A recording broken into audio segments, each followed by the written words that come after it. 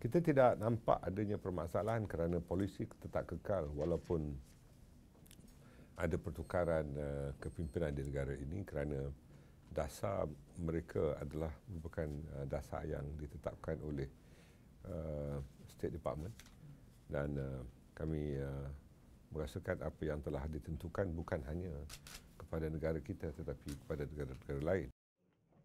Hello.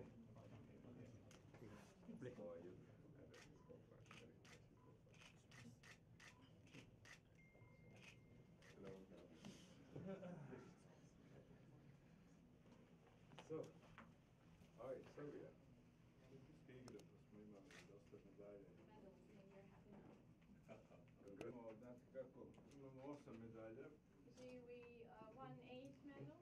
Koliko je to po broju stanovnika i onda hoćemo da kažemo da smo mi stvari najbolji.